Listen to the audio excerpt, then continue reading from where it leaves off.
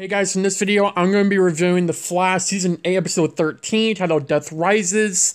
If you enjoyed the review, hit down below, subscribe if you're new, notifications on. We're going to get right into it because it's an amazing episode. Very emotional at parts, so we're going to get right into it. It opened up right at the end of where 812 ended off with the cliffhanger of Eddie coming back. And it opened up with Eddie and Iris. Eddie touched Iris. Now, at this point, I assume this wasn't Deathstorm, because we know if Deathstorm touches someone, 99.98% of the time, they're burning to death. So when I saw Eddie touch Iris, I randomly assumed this isn't Deathstorm, because she would have burned, but I guess he wasn't using his full power then. Then again, it wasn't really Deathstorm, it was him pretending to be Eddie, so I guess his powers weren't fully in captive there, but nonetheless, it wasn't or you'll find out in a minute. Eddie is saying Iris's fiance, tied back to season 1, obviously, before Eddie died, they were engaged, and then, the CCPD has ordered a citywide curfew, meaning no one is out in the city after a certain time period because of Deathstorm roaming the city. They want no one out, and anyone who's grieving to go back home, which is leaving Deathstorm to Team Flash to go up against, because he can't really control anyone else when they're all gone. He has to, sense them. So his plan right now is to make Team Flash grieve and to get them and all that. So the plan is still for Frost to absorb Deathstorm's power and end this thing permanently. Caitlin is picturing her dad dying over and over and over, and it's from Deathstorm's attempt to transform her. The more she grieves, the more powerful she gets, and it's amping up the possibility for her to fully transform. Frost calls Chillame for backup. Why, almighty why. Chester's in the hallway at Star Labs, and the entire power is cut off. Then it goes to Allegra in the lounge, the power goes off in there. Then it goes to Barry talking to Gideon in the Time Vault. They're trying to find Deathstorm, and then Gideon shuts off, and the entire facility is shut down. Or at least around those three.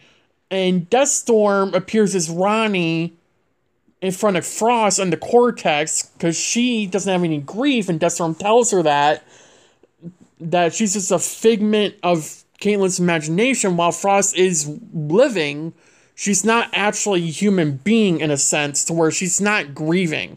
The one thing that makes a human being live is feeling grief, and she hasn't done that since the day she was born, which we find out later in the episode when that was, but all these years ago when Caitlin was just a kid. She's never actually grieved. She never actually lost someone that important to her to make her grieve, and if she did, she never bothered to cry over it, to grieve over it, because that's not what she was made for. She was made to protect Caitlin, period.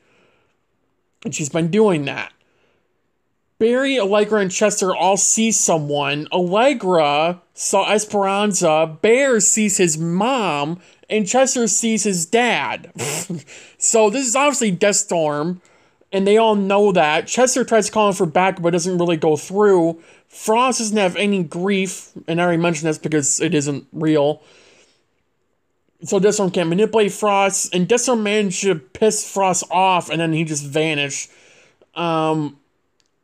Chester managed to lose his fake dad, whatever it is, Deathstorm pretending to be the dad, in a hallway in Star Labs, and they managed to lock Allegra out of Chester's office, or laboratory, whatever you want to call it, in Star Labs. So Allegra and Chester were in there, and then they figure out that they were trapping them in there, in that room. Bear tried leaving the Time Vault but burned his hand. The entire Time Vault is heating up, at least a door, so Bear can't get out. Nora is trying to convince Bear that she is, in fact, real. And she mentioned everything that's happened to Iris, that she is going to be lost, because Barry couldn't save Nora, Nora's Barry's mom, and so Iris will die, just like how Henry died, because Barry couldn't save him. That part was emotional. Henry died, and then Nora died, and then Iris is gonna die because Barry couldn't save him. If we still don't know that whole thing going on with Iris, like, what, is she gonna die? She's not gonna die. We have no idea. God only knows. But then we go back to Eddie, Iris, and Sue in the loft, and Eddie made Iris coffee. And Eddie burned the phone that Sue was going to grab to call the panic button to get someone over there. And they ran for the doorknob, and the doorknob was burning. So we know this is Deathstorm. Caitlin is feeling more grief and is burning up. The team grief is going to Caitlin, even Iris's. So this entire thing with Iris seeing Eddie, and then we had Joe seeing a person named Cher, and Sue seeing her Nana, and Bear seeing Nora, Chester seeing his dad, Allegra seeing Esperanza. This was Deathstorm directly attacking Team Flash to get all of them to grieve so it could all go to Caitlin, because he couldn't just get some random person anymore. It wasn't enough. He needed Team Flash's grief, everyone on Team Flash, or a majority of them, to grieve to go so Caitlin can power up and, you know, transform. Chill Lame showed up, and yes, I'm calling him Chill Lame, like, God, why am I forgetting his name? Damien Dark in Armageddon. I'm not letting that one go. He's Chill Lame now. No more Chill Blaine. Chill Lame, period. Chester and Allegra are trapped, obviously, in the room. The wall's made of titanium, so they can't really get out with Allegra's blast. Chester's dad appears in the room, and Esperanza does as well. Nora mentions Bart in excess to Bear, saying that because he didn't die, and if Iris dies because Barry can't save her, their two futures are down the toilet right now. She mentions her legacy. His legacy is heartbreak, not heroism. She mentions that he will fight for Iris, but not his own mother. Because obviously Bear came back a couple times to save her, and he failed every time, besides that one time which card Flashpoint. And then he let her die again. So, somehow, some way, he knew that. I think on some level, he was trying to reference it. But he was mainly talking about Bear not being able to save Nora in the future, when future Barry went back to that night to stop Thawne from killing his younger self. And then Nora obviously died, laying this entire thing into motion. So, this entire show into motion, pretty much. So, Eddie mentions he died for nothing, and that she is dying right now for nothing, and that her death will be as pointless as Eddie's was, which is kind of true. Well, at least for Eddie's part. Eddie's death was really pointless. There was nothing connected to it. If Iris died, there would obviously be something connected to it, like Barry going down a dark path. He mentioned that earlier in the season. If he loses Iris, he's going down a dark path, period. We saw that in season 3 with Savitar. We saw that in literally season 8. Barry was worried that Iris would die or leave, and he would be broken, and he wouldn't be able to recover, and he'd become this evil, monster like Thawne. Or on some level, probably worse, knowing Bear. I mean, if he lost Iris, he's going down a dark path. Bear knows this isn't Nora. She makes Barry see all the people he's lost. Going from Harrison Wells to several other people blanking. I'm assuming Ronnie and Eddie. And obviously, HR, all the Wells. And I'll mention one a little bit. So Eddie could feel that Sue was happy. Now remember, this is Deathstorm, not actually Eddie. This is, Deathstorm, like I said. But Sue was happy for some reason, and she mentioned that before Deathstorm managed to burn her new phone, she managed to push a panic button on Star Labs, and Joe showed up with the frost gun and managed to put Deathstorm down for a couple minutes. And then he got back up and made Joe see the person named Cher, which I'm assuming is a cop that he lost while he was on duty and all that. And unless I'm forgetting something, I probably am. But if you remember, if anyone knows who Cher is, let me know in the comments down below. I'm pretty sure it was a cop that Joe lost. I don't think that was Iris' mother, because that was Francine. I can't think of anything. I thought it would be Francine, but I can't think of anything else that it would be. And then Sue sees her Nana. Deathstorm is making them grieve to make Kate fully transform. I already mentioned this. Frost goes into the Mac. Frost's powers didn't level up to stop Deathstorm, meaning the machine only works on the living. Now, Frost believes that she's not actually a real living being because she's not like a natural human being. Therefore, she doesn't want to do it. And then Chillame convinces Frost that she just needs to try to grieve at some point to make her fully human so she can become this full-on power-eating thing to stop Deathstorm. Frost mentioned her first memory was when Kate was hit by a car when she was a kid. Now, we saw this flashback back in season 4. At the end of season 4, I think in 420 or something, we learned that Frost has always been with Caitlin since she was a child. And now we learned that the reason they showed that, well, at least they're making it the reason now. God only knows that the writers back then probably didn't think of this. So thank you, Eric Wallace, for doing your amazing job this season. Because you really are proving it. That this was the first day that Frost was born. So I'm glad they're bringing this back. Because I was like, you guys brought this up in season 4 and it's been 4 years and not bringing it back. So thank you, Eric Wallace. I'm going to be the first person to probably ever and only say that. Thank you, Eric Wallace, for actually tying something into season 4 that just went nowhere to now making it go somewhere. Thank you, Eric Wallace. Because God almighty, no one's ever going to say that. So I might as well, because God only knows Twitter is full of hate, Discord is something else, and YouTube 50-50. So thank you, Eric Wallace. Really, thank you for season 8 and making it good. I appreciate it. So Frost told Chillame what Deathstorm told her, and Eddie, we go back to Eddie, Iris, and Stu in the apartment. Eddie starts bleeding where he got shot, and then Iris gets shot. But she has zero reaction, but she's bleeding. And she's assuming this is part of, you know, the dream thing, which I'm assuming it was, or just Deathstorm playing with Iris's mind. Because there was no actual gunshot. Iris just started bleeding like she did get shot in her lower stomach area.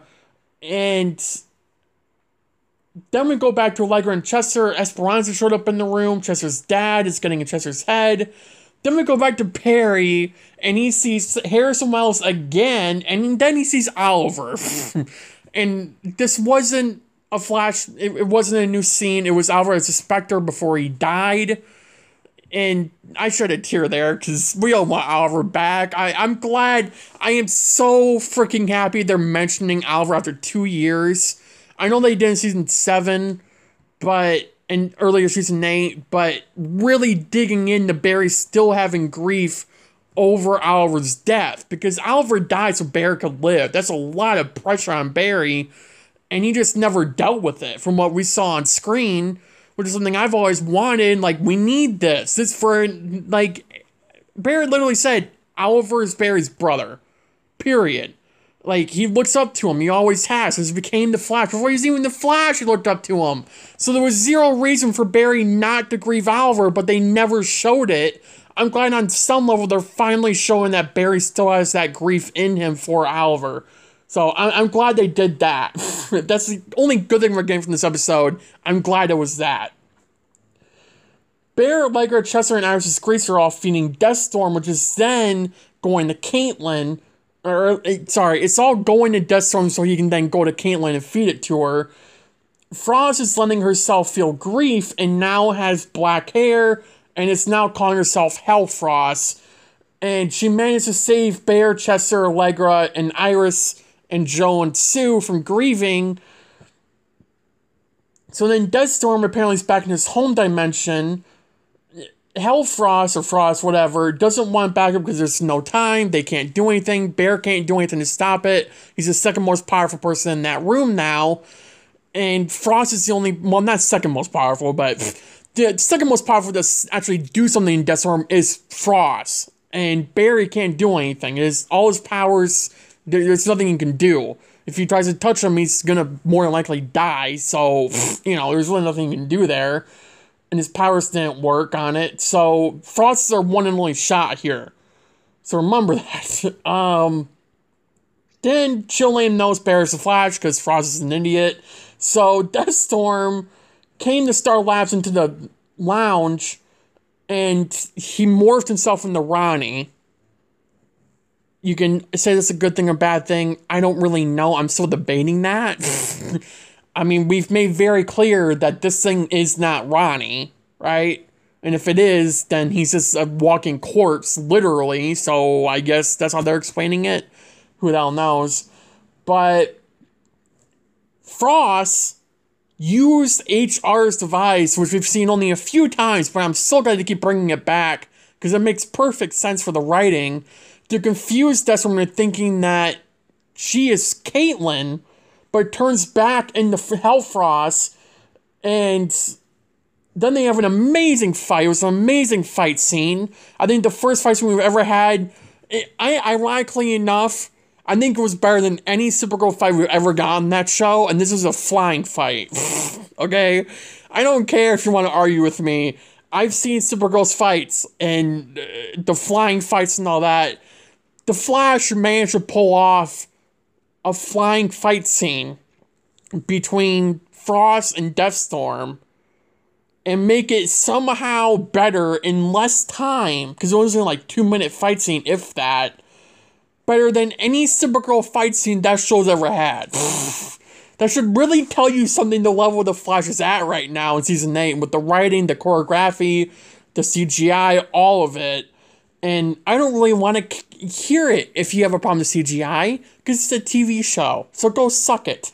You know who you are, people out there. If this video ever reaches the YouTube algorithm, YouTube, please, thank you. And, you know, if you're going to hit on CGI over a television show, don't watch. It's as simple as that. So, Deathstorm gets fully absorbed by Frost, and Hellfrost is now completely feeding off of Deathstorm. Now, she took the device, the Quantum Splicer, off of Deathstorm. It was just a power was coming through him, so Frost absorbed it all, and now Deathstorm's just gone, which is kind of anticlimactic if you think about it. I don't know how I felt about this, but this is the end of the graphic novel. So this is it for Deathstorm. We're not getting him back, as far as I'm aware. So, I mean, I don't know how I feel about it. I'm glad Frost is the one to stop this whole thing, but at the same time, you know, but I'm glad Barry couldn't stop him, because it was like, he's most powerful being in the universe now, most powerful speedster, and he can't stop this thing. Who's going to stop him? Frost. It makes sense. So, actually, the more I think about it, I'm glad Frost is the one to stop him, but it would have been nice if we had more to it instead of a little over a minute fight scene with some talk from Team Flash, not necessarily to Frost, but just amongst themselves, and then it ending like that.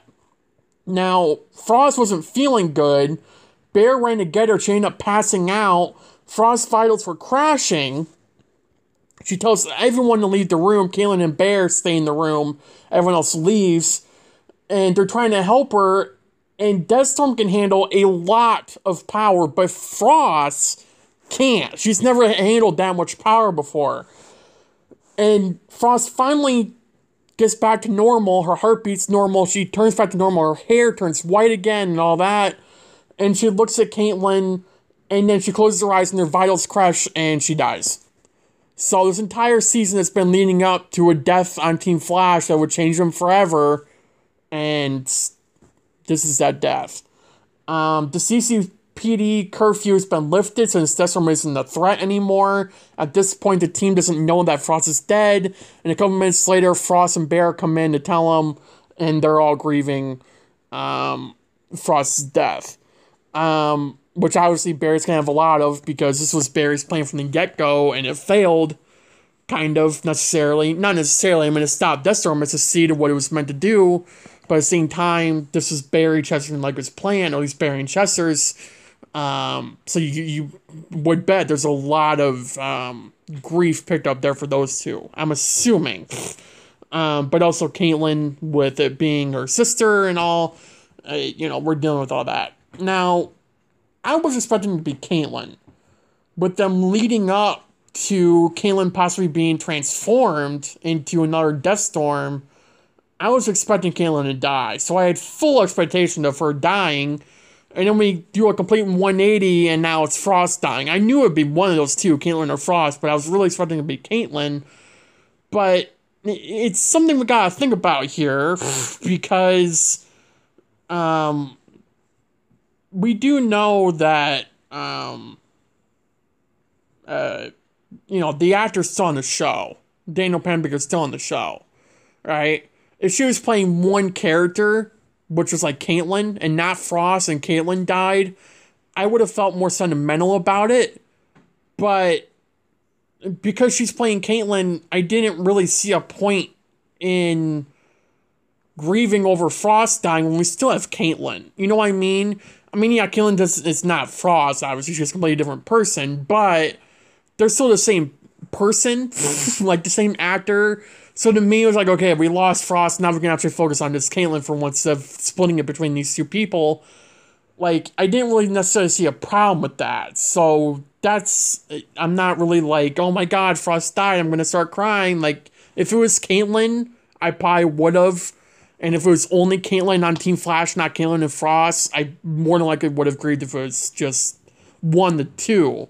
Because then we'd be saying goodbye to the actress. But I think just those two variants there, like, just made it so, like, I didn't really cry over this death. I mean, I feel bad, but at the same time, it's like, she put herself up to that. I mean, that's the reason she was made. The reason she was in Caitlyn all this time, to make sure she never died or got hurt. And that's the whole reason behind it. So, that's the point. But yeah, I'm in the comments down below your opinions of the episode. I think it was pretty amazing. I didn't really have any problems with it. I'm sure people will nitpick like always. But yeah. I don't remember what the promo said for 8/14 when it's on. Okay, so it is on next Wednesday. I wasn't sure if it was, I just looked at the promo again. It is on next Wednesday, so we'll have the funeral for Frost next week. More than likely a funeral, I'm assuming. And, yeah, it's going to be an interesting episode. Now, 8/14 is supposed to be on the story arc for Deathstorm, but who the hell knows where it's going now, so, yeah. I'll see you guys in the next video. Thank you for watching. Have a good day, have a good night. Stay safe, and I'll see you guys whenever next. Bye, guys.